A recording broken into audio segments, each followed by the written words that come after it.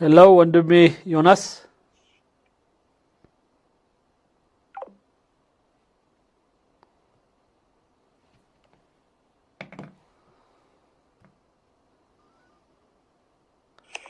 ሄሎ የስ ወንድም አለም ወአለይኩም ሰላም እንዴነ ሰላም ነህ እንዴነ አለ ዮናስ ኦኬ ብራዘር ትንሽ አስተያየት ዛሬ ባየኋት ትንሽ ያስደመመኝ ነገር ያው የአቀባበል ሁኔታን በተመለከተ ነው ሐሳብ ልሰጥ የፈለኩት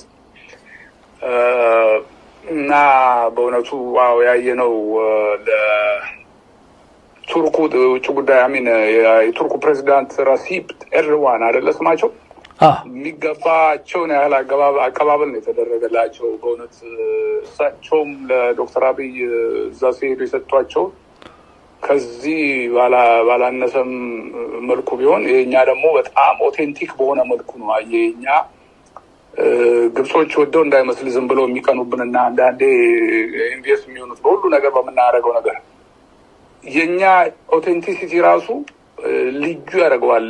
አቀባበል ላይ እንትን ላይ አሁን ብዙ ጊዜ ወታደራዊ ማርሽ ላይ እኔ ባጠገብ ቆመ ሰምተህ እንደሆነ አላውቅም። ኡስታዝ ወታደራዊ ማርሽ ስትሰማው ይነዝረኛል። እኔ አንደኛ የወታደርም ልጅ ስለሆንኩ ይሁን አላውቅም በጣም ነው የምወደው ወታደራዊ ማርሽ። ስቴዲየም ምናምን ስገባ ሲጫወቱት ሙዚቃውን ያው ሙዚቃ ስኬሎቻችን ራሱ በጣም የተለየ ነው እና በተለይ ደግሞ በማርሽ ታጅበው በምታዩት ሙዚቃ መሳሪያዎች ስትሰማው ልዩ ስሜት ነው የሚሰጥና ሰውየው በተደምሞ ነበር ሲያዩት የነበረው ራሳቸው ፕሬዚዳንቱ እና ጥሩ አቀባበል ተደርጎላቸዋል።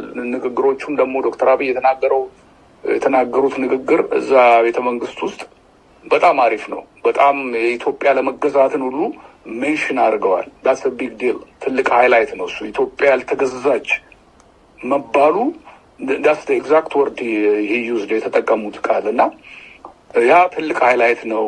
አድዋ ደግሞ ሂዶ የአድዋ ድልድይ ላይ ማስቀመጡ የእኛን ማንነት ለሚያውቅ ምክንያቱም ይሄ እሳቸው የፕሬዚዳንቱ ጉብኝት በሌላ ሚዲያዎች ላይ ከቨር ሲደረግ አይቻለሁ። ገብተዋል። ከኛ ሚዲያ ውጭ በጣም ኢንተርናሽናሊ ኢንፍሉዌንሻል ፕሬዚዳንት ስለሆኑ ይታያል እና የሚታየውን በገጽታውም አብሮ የሚታይ ነው እና አድዋ ላይ ማስቀመጥ ምን ያህል እንትን እንዳለው ማወቅ ይቻላል፣ መገመት ይቻላል እና የአድዋ የእኛ ለመገዛት መናገራቸው በአንደበታቸው ትክክል ነው ጠቅላይ ሚኒስትሩ።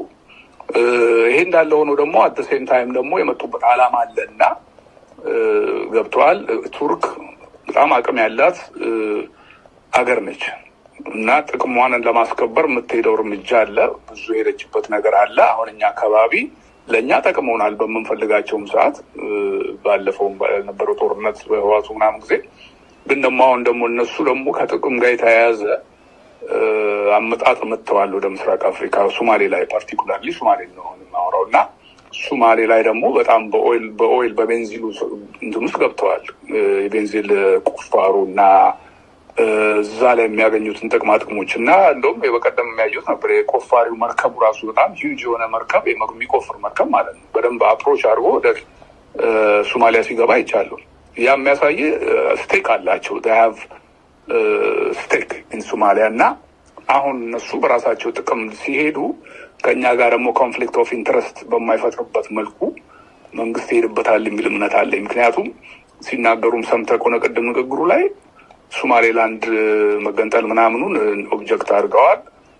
የጦርነት አውድማ እንዳትሆን አካባቢያችሁ ተጠንቀቁ ምናምን ሌሎች ሀያላን ምናምን የሚል ነገር ደግሞ ምስራቅ አፍሪካን በተመለከተ ማለታቸው ነው ኢትዮጵያን ጨምሮ ሲናገሩ ሰምቻለሁ እና እኛም ደግሞ ጥቅማችንን ደግሞ ያው መቼም የምናወራው ስለ ህዳሴ ብቻ ሳይሆን ስለ ወደቡም ነው እና በዚህ ባንተ ፕሮግራም ላይ የኢትዮጵያን ጂኦፖለቲክስ እና ናሽናል ኢንተረስት የሚያማክሉ ነገሮች ስለሆነ የምናወራው የሰውየው አመጣጣቸው እንግዲህ ምን ያው የመንግስት ጉዳይ ላይ መንግስት የሚያውቀው ነው። ግን እኛ እንደ ህዝብ የምንሰጠው አስተያየት እንደ አንድ ኢትዮጵያዊ ነው አሁንም ነው ኢንተረስታችንን ባማከለ መልኩ ነው። የፈለገ ማንም ሆነ ማን ገብቷል።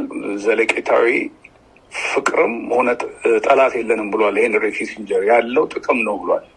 ፐርማነንት ኖ ፐርማነንት ኤነሚ ኦር ፍሬንድ ኦንሊ ኢንተረስት ያለው አባባል ይገዛኛል እና እኛም ኢንተረስት እና ብሔራዊ ኢንተረስታችንን የሚያማክል ነገር ስለሆነ ያው ጎረቤቶች ሀገሮች ጋር የምንጫወተውን መጫወት መቻል አለብን እንጂ ማንም መጥቶ ኢንፍሉዌንስ ስላደረገን ወይ ፕሬሸር ስላደረገን የምንቀይረውና እንትን የምንለው ነገር ሊኖር አይገባም። ግን አሁን እንደምታውን ሳየው ጥሩ ይመስላል። ጥሩም ተነጋግረናል ብለው ጠቅላይ ሚኒስትሩ ስለተናገሩ በጣም ፍሩትፉል የሆነ ነገር ነው ስላሉ ያመስማታችን ጥሩ ነው። አመሰግናለሁ ኡስታዝ። ታንክ ዩ ቬሪ ማች። ታንክ ዩ። እኔም አመሰግናለሁ ወንድም አለም። ታንክ ዩ። ኦኬ፣ መጨረሻ ምናልባት ወንድሜ ታደሰን ሰማዋለን። ጋሽ ታደሰ እንደምን አሉ? ኡስታዝ ጀማል እንዴት ነህ ወንድም አለም? ነገር መስገን እንደናንተ ባደማች ሁሉ እንኳን ደረሰላላ አንተም ለሙስሊሙም ለዚህ ጾም እንዲሁም ደግሞ በእኛም በኦርቶዶክስ ክርስቲያን ለሁሉም ኦኬ። ያ እንግዲህ የቱርክ ፕሬዚደንት በእውነት ትልቅ ለኢትዮጵያ ትልቅ ክብር ያላቸው ሰው ናቸው። ኢትዮጵያን ያውቃሉ። ኢትዮጵያን የሚያከብሩ ሰው ናቸው። እንደ ሌሎቹ እንደወረዱት ኢትዮጵያ እንደሚያውቃሉት በተለይ ከግብጽ በኩል የምንሰማው ጠላትነት ድምፅ አይደለም። ቱርክ ኢትዮጵያን ታሪክ ታውቃለች። ግብጾችም ያውቃሉ፣ ግን አልቀው ነው እነሱ እና ቱርክ ለኢትዮጵያ ያላት ክብር የተለየ ነው። ቢዝነስ ኢንትረስት አላት፣ ብዙ ነገር አላት። የኢትዮጵያን ታሪክ ያውቃሉ፣ ትልቅ ሀገር እንደሆነች። በተለይ ደግሞ እንዳነሱትን በንግግራቸው የፈርስት ሂጅራ የመጀመሪያ ሙስሊሞች መጥተው የሰደዱባት ሀገር ነች ብለው ለኢትዮጵያ የሚገባውን ክብር የሚሰጡ እና ኢትዮጵያን በተለየ ኢንትረስት የሚያዩ ሰው ናቸው። ሰው በጣም በእውነት በዚህ አደንቃቸዋለሁ። ያው እርግጥ ጥቅም አላቸው በዚህ በኢስት አፍሪካ ስፔሻሊ ሶማሌን በተመለከተ እንግዲህ እስቲ አንድ ሁለት ነገሮች ነው ስቴፕ ባይ ስቴፕ ልድበት። አሁን አንድ የመጀመሪያ ጠይቀው ጥያቄ ነበረ። ዶክተር አብይ የሰጡት መኪና ነጭ ከለር ለግብፁ ደግሞ ቀይ ነው እና የግብፁ መሪ ቀይ የኛ ደግሞ ነጭ ነው ምትሉ ምናምን ብለህ ነበር እና እንደው እሱን በተመለከተ ዝም ብዬ የራስን ሀሳብ እንትን ልበል። ብዙም ቢግድ ነው ብዬ አይደለም፣ ግን እንደኔ ይመስለኛል የሚመስለኝ እንግዲህ አይታችሁ ከሆነ አቀባበሉ ሰሞኑን ለአፍሪካ ህብረት ምናምን መሪዎች ሲቀበሉ የእኛዎቹ ተቀንትኖቹ ምንድነው የጦሩት ነው በነጭ ልብስ ለብሰው ነው ያሉት እና አይ ቲንክ መንግስት አስቦበት ያደረገ ይመስለኛል።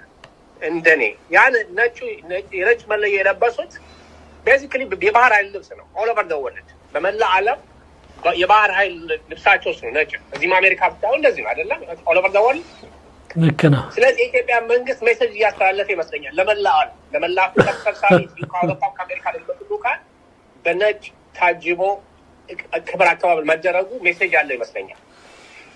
መኪናውንም ጉዳይ ከዛ ጋር ነው ለእኔ ማገናኘው። እንደኔ የቱርክ ፕሬዚደንት ራዚብ ኤርዶጋን የኢትዮጵያን የቀይ ባህር የባህር በር ፍላጎት በትክክል እንረዳለን። ዊ አክኖሌጅ ኢት ይገባታል። የባህር በር የነበራት ሀገር ነች። ወደ ባህር በር መመለሷ ትክክለኛ ነገር ነው ብለው ያሰመሩበት ይመስለኛል። የኔ መረዳት ነው ነገራቸው። ሜቢ የከለር ምርጫ ለዶክተር አብይ ተሰጥቶት ከሆነ ደግሞ ነጭ ብሎ የመረጠበት እንዳልኳቸው ነው። እንደዛ ነው ማስበው። ለጠየቀው ጥያቄ የራሴ መረዳት ነው። ስለዚህ ኤኒዌይ እኔ የምለው ትክክል ሊሆን ላይሆን ይችላል፣ ግን ኤኒዌይ የነጭ ከለር ለምን ነው ብለህ ለጠየቀው ጥያቄ የምረዳው በቃ ኢትዮጵያ የቀይ ባህር በር ይገባታል የሚል የቱርክ መንግስት ድጋፍ እንዳለበት ነው። በዛ መንገድ እንትን ልበለው ጊዜ ያለው ስለዚህ ወደ እሳቸው ንግግርና ብዙ ነገር ያሉታል ወንድማችን ተናግሮታል። ጥሩ ነገር ነው። አሁን የእሳቸው መምጣት ግን እንዴት ነው የምታዩት ብላችሁ ብትሉኝ፣ አሁን በዲፕሎማቲክ ቋንቋ እነሱ የሚገናኙበት ዲቴል ነገር አይነግሩ ነው የሚሉት። እንግዲህ ምንድነው ግን ቱርክና ኢትዮጵያ ኢንቨስትመንት ምናምን አቀምጥር ሰው ያ እሱም አለ፣ ምንም ጥያቄ የለም። የሶማሌን እሳቸው ማስተውታል፣ የሶማሌን አንድነት እንዲከበር ምናምን። አዎ ነገር ግን እንደኔ የመጡበት ዋናው ዓላማው ቱርክ ትልቅ ኢንተረስት አላት ሶማሌ ላይ። ቅድም ተጠቅሷል። ያው በተለያዩ ኒውስ የምንሰማው ነው የነዳጅ ቁፋሮ። ለዛም ትልቅ ስቴክ ነው ያላቸው። 90% ነው የሚወስዱት። ቀላል አይደለም ይሄ። ኖት ፌር ለነገሩ አንፌር የሆነ ዲል ነው። በእርግጥ እሱ ያገባንም እሱ የሶማሌ ጉዳይ ነው። ነገር ግን 90% ነው የሚወስዱት ከሶማሌ ሪሶርስ የሚወጣ ነዳጅ ላይ 10% ነው ሶማሌ የምታገኝ። ቀላል ሀብት አይደለም። ስለዚህ አሁን እሳቸው ይህንን ነገር ፉሊ አንድ የሆነች ትልቋን ሶማሊያ ማግኘት፣ ለምሳሌ ሰሜን ሶማሊያ ተገንጥሎ ከሄደ የሚያገኙት አክሰስ 2,000 ኪሎ ሜትር ያለውን ኢንዲያን ኦሽን ላይ ያለውን ሶማሌ ብቻ ነው፣ ትልቁ ሶማሌ ብቻ ነው። ነገር ግን ሶማሊላንድም አንዱና በአንድነት ሶማሌ ከተጠበቀ ግን ሆል 3,000 ከዚህ ከጅቡቲ ድንበር ጀምሮ ኦል ዞ እስከ ኬንያ ድንበር ያለውን የ3,000 ኪሎ ሜትር የባህር በር አክሰስ ያለውን ኢንክሉዲንግ አሳ ሀብት በሉት ነዳጅ ማውጣት ብሎ ኤቭሪቲንግ የ3000 ኪሎ ሜትር ቨርሰስ የ2000 ኪሎ ሜትር ለውጥ ነው ያለው። ስለዚህ ለቱርክ ትልቅ ሀብት የማግኘት ጉዳይ ነው። የሶማሌ አንድነት የኢንተረስት ጉዳይ ነው። ኦፍኮርስ ሶማሌ እንደ አንድ ሀገር ሆና ብትኖር አይጠሉም። የራሳቸው ጥቅም እንዳለ ሆኖ ደግሞ የሶማሌ አንድነት ጥቅም እንኳን ባይኖራቸው የሶማሌ አንድነትን ይፈልጋሉ። ሰውዬው ምንም ክፋት የለውም። ኤኒዌይ ግን ስለዚህ ዋናው ኢንተረስታቸው በሶማሌ የሚገኘውን ሀብት ማስፋት ስለሆነ አሁን የኢትዮጵያ መንግስት ይህን ነገር ማየት ያለበት ብዬ ነው የማስበው። ምንድን ነው ኦፍኮርስ አሁን የሰውየው አመጣጥ የምንረዳው ምንድን ነው እስራኤል ለሶማሊላንድ እውቅና ስለሰጠች የቱርኩ ፕሬዚደንት ረሲፕ ኤርዶጋን ከምንም በላይ ከማንም በላይ በጣም አፕሴት ነው በዚህ ነገር ሰው በጣም ተናደዋል። ስለዚህ አሁን ምንድን ነው እኔ እንደምረዳው ምንድን ነው የኢትዮጵያ መንግስት ቢችል ከቱርክና ቱርክ፣ ሶማሌ፣ ሳውዲ፣ ኳታር የመሰረቱት ህብረት አለ እስራኤልን ለመግታት ብለው ያ ኦፍኮርስ አይሆንም ይመኛሉ፣ ግን አያደርግም፣ ሊሆንም አይችልም። ስለዚህ ቢቻል ኢትዮጵያ በዚህ ጥምረት ውስጥ እንድትገባ ቢቻል አብራ ከቱርክ ጋር፣ ከሳውዲ ጋር፣ ከሶማሌ ጎን፣ ከኳታርን ጨምሮ ከሶማሌ ጎን ግብፅም ያለችበት እዚህ ግሩፕ ውስጥ እንድትገባ ነው ኢትዮጵያ የሚፈልጉት እኒህ ሰውዬ። ባይቻል ደግሞ ኢትዮጵያ ሳይለንት እንድትሆን ማለትም ኢትዮጵያ ሪኮግኒሽን እንዳትሰጥ ነው የሚፈልጉት። ለዚህ ነው የመጡ ሰው እና እስራኤልን ተከትላ ኢትዮጵያ ደግሞ የሶማሌን እውቅና ሶማሌላንድ አውቃለሁ ብላ እንዳትሰጥ ነው። ለዚህ ነው የመጡት።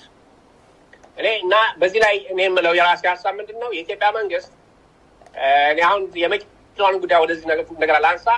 ለእኔ እንደ ልብ ማማለያ ነገር ነው ማለት። በእርግጥ በዚህ ዶክተር አብይ ይታለላል ወይም እሳቸው እንዲያደርጋሉ በሚል ላማቸው ፈልጌ አይደለም። ለማቀዝቀዝ ነገሮችን የሚደረግ ሂደት ነው ከመኪናው መስጠት ስተጀርባ። ስለዚህ መጥተዋል፣ ተነጋግረዋል። ይሄ ሜን ትልቁ ቶፒካቸው እንደሚሆን ምን ጥያቄ የለውም። እንደኔ ንግድ ምናምን ሌላ ነገሮች ይላሉ። ዋናው ግን ኢትዮጵያ ለሶማሊላንድ ሪኮግኒሽን እንዳትሰጥ። እንደኔ ዶክተር አብይ የኢትዮጵያ መንግስት ማድረግ ያለበት ምንድን ነው ባለፈው የተፈራረመውን ሜሞራንደም ኦፍ አንደርስታንዲንግ እውነት ሶማሊላንድ አሁን ያለው የከረንት ሶማሊላንድ ፕሬዚደንት የሚያከብር ከሆነ እና ኢትዮጵያ የተባለውን በሜሞራንደም አንደርስታንዲንግ የተቀመጠውን የ20 ኪሎ ሜትር የሬድ ሲ አክሰስ የባህር በር አክሰስ ለኢትዮጵያ የሚሰጥ ከሆነ የኢትዮጵያ መንግስት ሳይውል ሳያድር ቶሎ ጊዜ ሳይወስድ ሪኮግኒሽን ቢሰጥ ደስታዬን አልችልም። ለምንድን ነው እኔ የሶማሌ መከፋፈል ፈልጌ አይደለም። ነገር ግን ይሄ የምደግፍበት ሀሳብ ምክንያት ምንድን ነው ሶማሌላንድ ከሶማሊያ ተገንጥላ መወጣች የአንድ ክፍለ ሀገር ወይም የአንድ አካባቢ ክልል አይደለም። ሀገር የነበረች እንዲያውም ከዋናው ሶማሌ በፊት ሀገር የነበረች ነች። ስለዚህ ዩኒየን ፎርም አድርገዋል። ያ ዩኒየን ፎርም ያደረጉት በባንዲንግ አግሪመንት በዓለም አቀፍ ስምምነት የተቀመጠ ከዚህ በኋላ ላይነቃጠሉ ተብሎ የታሰረ ቢሆን ያን ገመድ በጥሳ ሶማሊላንድ ብትሄድ እኔ አልስማማም። አሁን ግን ሁለቱን ያተሳሰረ ገመድ በኢንተርናሽናል አግሪመንት የታሰረ ነገር የለም። መጀመሪያም ሀገር የነበረች ነች። ስለዚህ ወደ ሀገር ላይ ተጀመረች ያለች። ስለዚህ there is nothing wrong እንደኔ እና ይህን መደገፍ። ስለዚህ ይህን ደግፎ የኢትዮጵያ መንግስት የባህር በሩን ያገኝ ከሆነ እንደኔ በሄድበት ጥሩ ነው። ግን ጥቅም ከሌለው ማለት ሶማሊላንድ የሞራል አንደርስታንዲንጉን በማክበር የባህር በር ለኢትዮጵያ ማሰጥ ከሆነ እዚህ ሰዓት ውስጥ እዚህ ትርምስ ኢትዮጵያ መግባት የለባትም። በቃ ሌላ በሙሉ ከሰጠ በኋላ መስጠት ትችላለች። አሁን ግን አስፈላጊ አይደለም የባህር በሩን ማሰጡ ከሆነ ዝም ብሎ የበርበራን ለመጠቀም በኮመርሻል ህግ ምናምን በሚል ትጠቀማለች ኢትዮጵያ በሚል ከሆነ የሚፈቅዱት ሶማሊላንዶች እንደዛ ከሆነ እዚህ ሰዓት ውስጥ ኢትዮጵያ መጣድ የለባትም፣ መግባትም የለም፣ መስጠት ብቁ ነው የለባትም። እና በዛ መንገድ ነው ማለት ነው። እናመሰግናለን። ቴንክ ዩ ወንድሜ ጋሼ ታደሰ በጣም አመሰግናለሁ። ሱዳኑ ሰውዬ የተናገረው በቃ እኛ ኢትዮጵያውያን ውስጣችን ያደረውን ነገር በሙሉ ነው የተነገረልን። አም ሶ ሃፒ በሱ ቪዲዮ በቃ በትክክል ግብጽ ማንነቷ በደንብ ነው የተናገረው። በጣም ደስ ብሎኛል። ጨረስኩ። ቴንክ ዩ እናመሰግናለን ወንድም አለ። ቴንክ ዩ